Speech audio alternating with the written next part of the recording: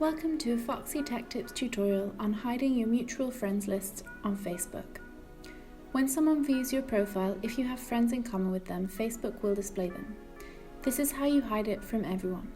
But note, it will remove your entire friends list, not just your mutual friends. I'm doing this tutorial on mobile, but it will be the same if you were on desktop. When you are on Facebook, tap on the menu hamburger button at the top right.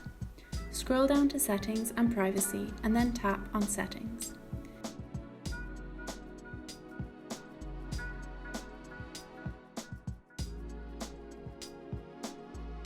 In the Settings menu, scroll down and open Privacy Settings.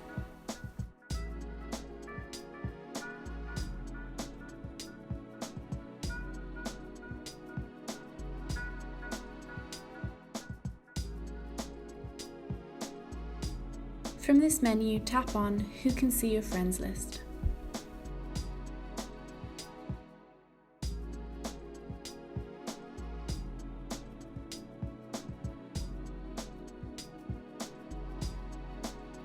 Now tap on See More and finally tap on Only Me. This setting means that you are the only person able to look at your friends list, so this will effectively block people from seeing your mutual friends on Facebook.